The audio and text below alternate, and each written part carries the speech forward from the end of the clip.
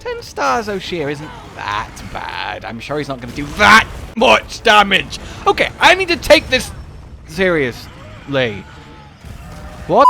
Hello, my fellow hunters.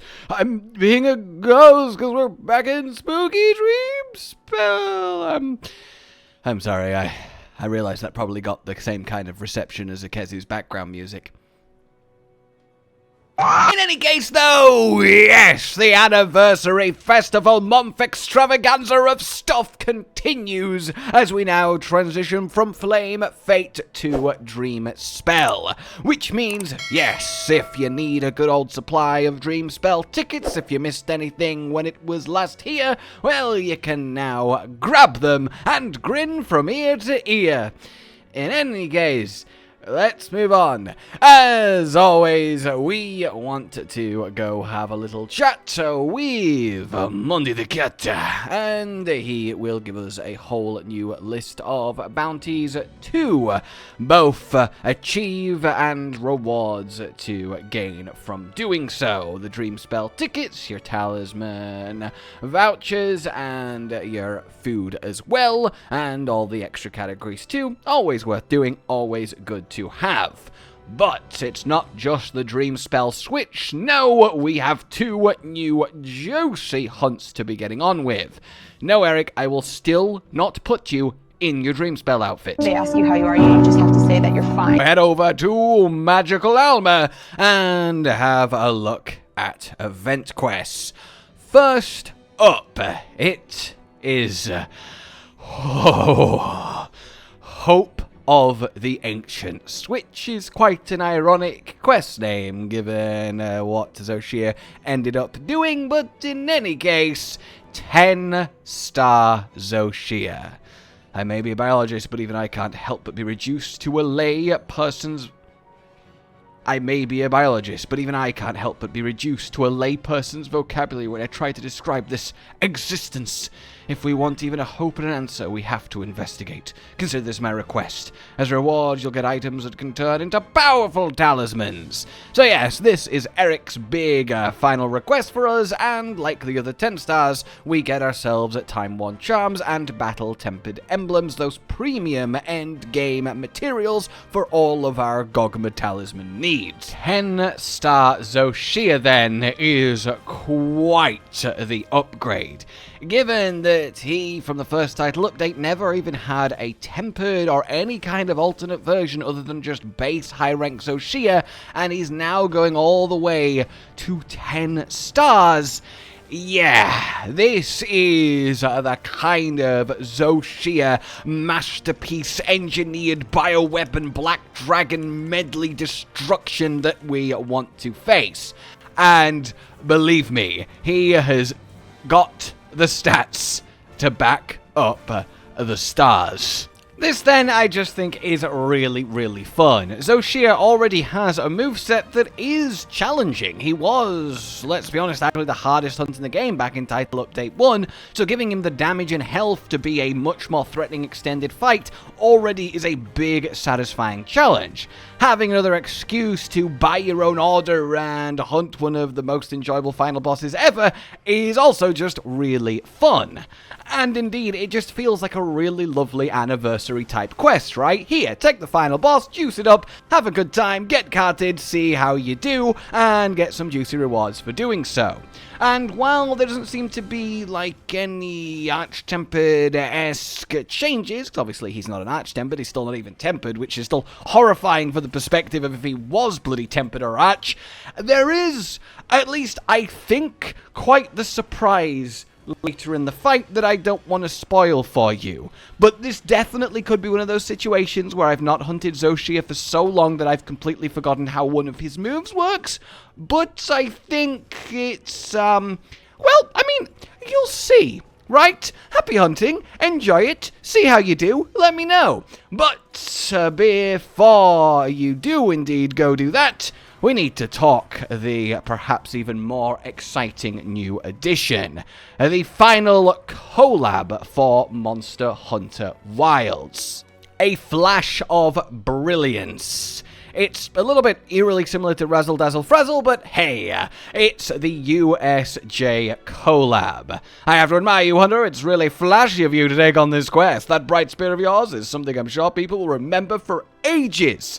And indeed, it's an arena with a tempered Legiacris and Raydao, only 3 purple stars each, an 8-star hunt, and the rewards are that ever-present Azure Star Gem and all it unlocks. It is rather fun, admittedly, seeing a Legiacris and a Raydao go toe-to-toe to thunder-sporting monsters, and while this can happen naturally, it's still a very unlikely chance to get these guys as a double spawn in the arena, so having this as a guarantee is a very satisfying combo.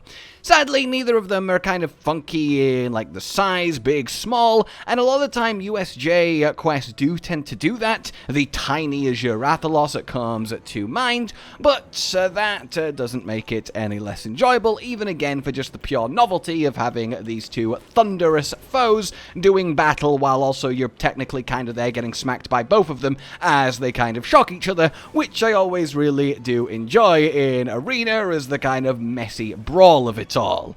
They're not hyped in their damage or their health or anything, just a good old tempered Raydao and Legiacris. Would it have been a little bit mean to make these even like the 9-star versions? I mean, perhaps it could have been, right? But alas, it is not the case. Anyway, once you have defeated them, you will be rewarded with your star gems, and then, well, the real excitement begins. Yes, finally, it's here, the Azure Era Wind Charm. I, for one, was just really upset that Wilds didn't have this, so I'm glad the USJ Collab has finally made it so. I just need this thing hanging off my weapon, or I just don't feel like a proper hunter. Alright then, guys, that's the USJ Collab. I will see you at the smithy! I realize I probably got exactly 0 of you because you all know there's armor and weapons. In any case, the weapons then! We start with the longsword, a very classic USJ option, and it is back once again in the Azure Star tree, giving us the Azure Star Blade. So, in its final form, we've got 210 base raw, we've got a hefty amount of white sharpness, 25% affinity, which is definitely nice, and an absolutely metric ton of water. Now, it's only got a 3-2-1, which is really not great slot-wise, and a bit of critical element. I mean, your longsworders aren't exactly doing full element builds here, but as you'll notice, there is a brand new skill to the game, which is really cool to see on a weapon from a collab like this. Convert water resistance.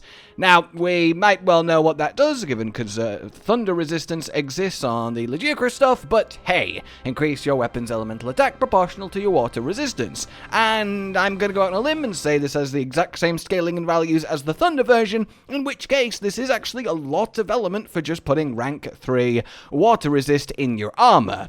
Obviously, the issue is that it's not going to be better than using a gogmazios, but hey, it's here, and the good thing with this is obviously it looks beautiful, and you can just get it crafted and then use it as layered armor.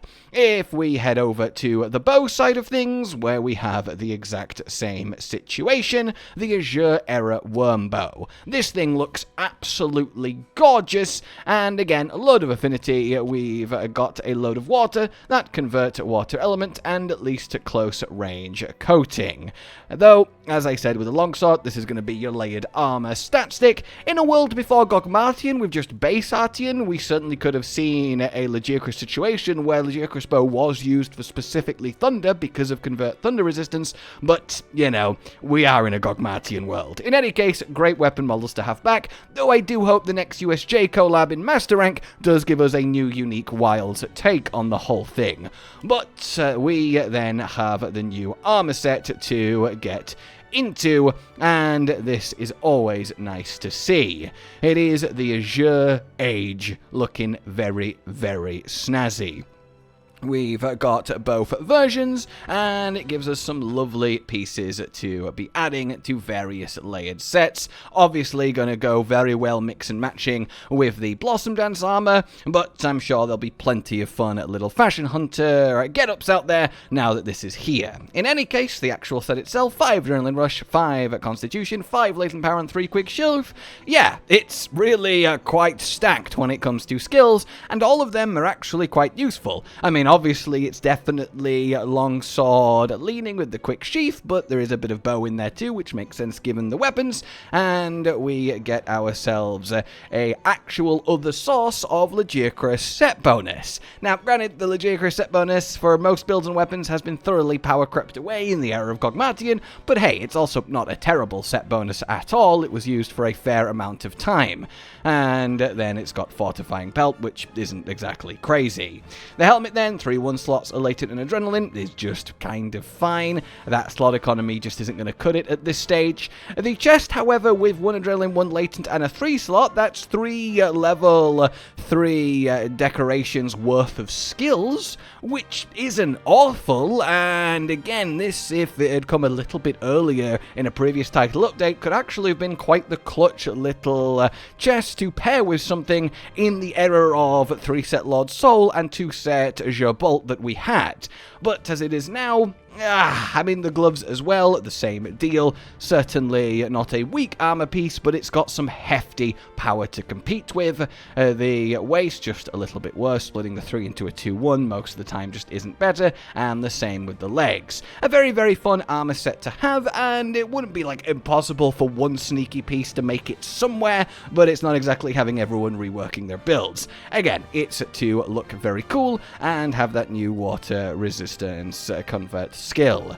So yeah, there we have it, everybody. That is the USJ Collab, now finding its place in Wilds, as it traditionally does in most Monster Hunter games, and that's very, very nice to see.